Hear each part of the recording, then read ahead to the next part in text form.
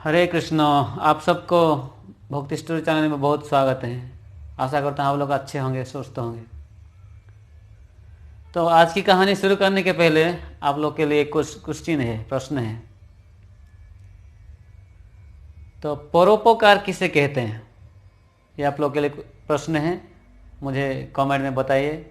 और सर्वश्रेष्ठ परोपकार क्या है, ये दोनों क्वेश्चन आप लोगों के लिए है।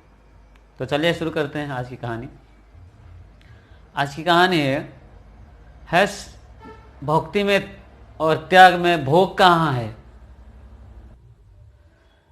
तो एक सरोवर में कई सारे बगुले ध्यान में बैठे थे। क्यों ध्यान में बैठे थे? उसमें बहुत सारे घोंघे होते हैं, सेमुक, जिसको खाने के लिए वो लोग वहाँ ध्यान में बैठे हैं। तो उसी रास्ते में एक राजहंस गुजर रहा था। उसे देखकर उन्होंने पूछने लगे, हे, कहाँ जा रहे हो? तुम कौन हो? तुम्हारे आंखों लाल है, तुम्हारा मुख लाल है, तुम्हारा चोंच लाल है, तुम कौन हो? राजहंस ने बोले, मैं राजहंस हूं। राजहंस?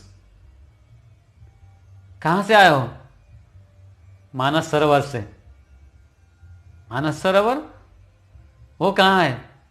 उसमें क्या है?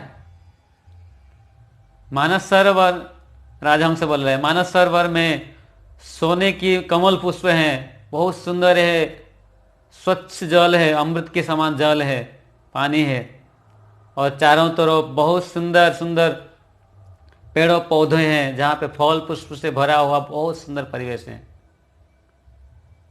तो बगुला बोल रहा है कि क्या उसमें घोंघे हैं, सेमुक है? ना, नहीं है। तो सब भी नहीं है, हंसने लगे, सब खिलखिलाने लगे। अरे जिस तालाब में कोई घोंघे नहीं है, सेमुक नहीं है, तो क्या तालाब में गिनती किया जाता है क्या? ऐसे तालाब की क्या मतलब है?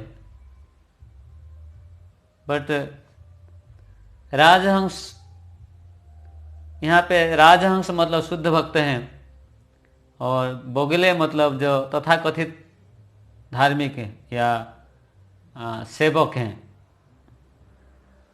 तो जो लोग यहाँ पे श्रीमद् भक्ति सिद्धांत सरस्वती ठाकुर श्रील प्रभुपाद शिक्षा दे रहे हैं कि जो लोग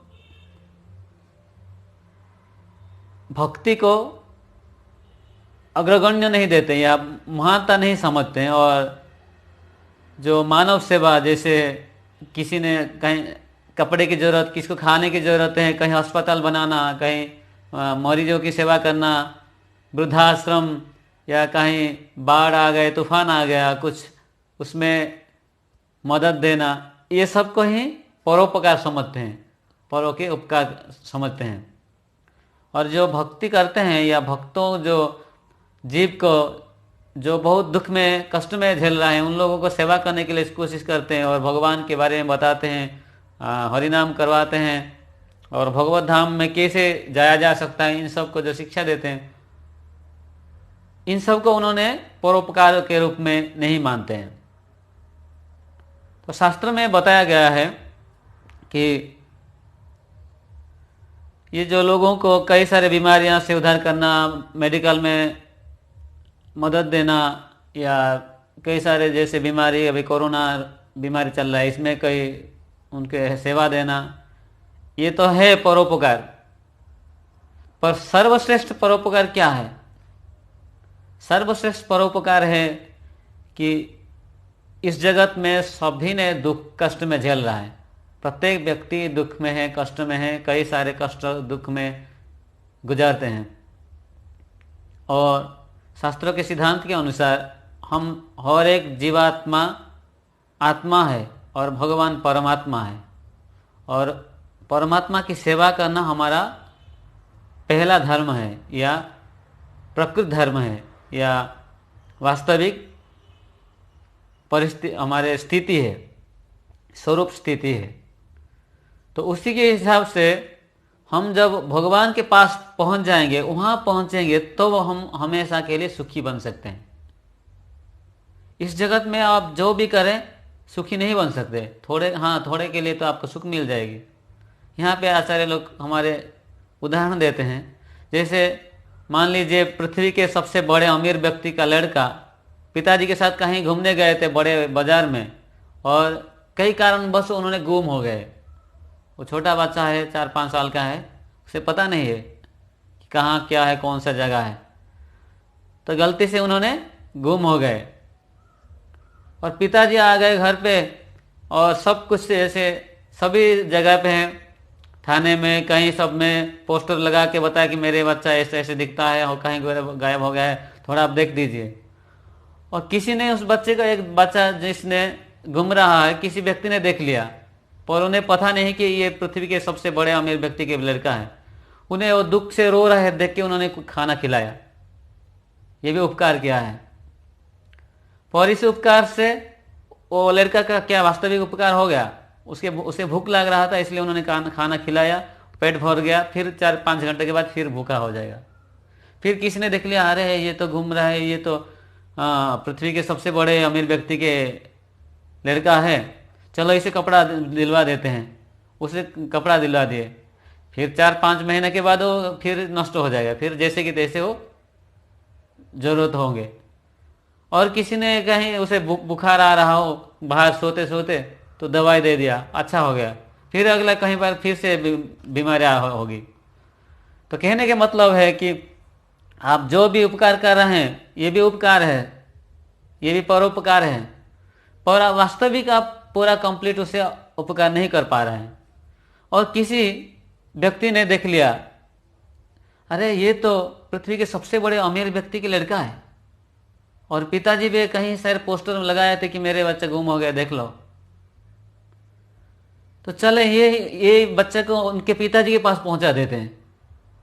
तो उन्होंने कुछ खाना वगैरह कुछ वगैरह खिलाया नहीं, कपड़े दिया नहीं, मेडिसिन दिया नहीं, कुछ भी नहीं दिया, डायरेक्ट उसे फोन करके पिताजी के पास पहुंचा दिए। वो तो पृथ्वी के सबसे बड़े अमीर आदमी के लड़का है, उसे क्या कमी हो गई? वो तो सब कुछ खाना पीना दवाई वगैरह ऑटोमेटिक मिल जाएगा उसके पिताजी के पास। इसलिए ये सर्वश्रेष्ठ उपकार किया इस व्यक्ति ने, क्योंकि उसे पकड़ के पिताजी के पास पहुंचाया।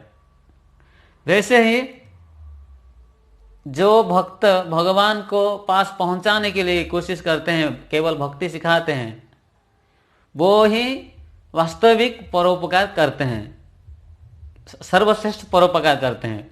परोपकार तो सभी ने करते इस जगत में, कई सारे सेवा संस्थाएं, कई सारे राजनीतिक संस्थाएं, सब कुछ केवल मानव सेवा करने के लिए ही बनाते हैं, ये सेवा है। पर सर्वश्रेष्ठ मानव सेवा या परोपकार है भगवान के पास पहुंचाना, जहां पहुंचने से उससे जितना सारा हम यहाँ परोपकार करवा रहे हैं, इन सारे चीज़ों ऑटोमेटिक वहाँ मिल जाएगा भगवान के पास, क्योंकि भगवान सर्वशक्तिमान, सर्वज्ञानवान, सर्वगुणवान, सौंदर्यवान, सब कुछ है उनके पास।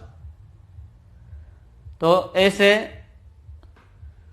कुछ लोग जो साधु संतों को देखते हैं या केवल भक्ति सिखाने वालों को देखते हैं, तो सोचते हैं कि ये लोग कुछ भी नहीं है, निठेले हैं, ये केवल आश्रम में बैठे बैठे खाते हैं, कुछ काम नहीं करते हैं, किसी के उपकार नहीं करते।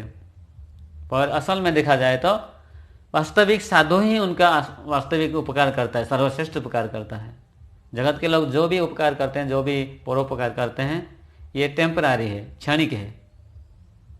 आप देखते हैं बहुत कुछ बड़े बड़े संस्था हैं, कई सारे लोगों को खाना खिलाते हैं, बहुत कुछ करते हैं, और ये कम है, इससे कंप्लीटली उसके उपकार नहीं होता है, फिर से उसे दुख भोगना पड़ता है। तो आज की कहानी यहाँ समाप्त करता हूँ, फिर मिलते हैं अगले एपिसोड में। तब तक के लिए हरे कृष्ण।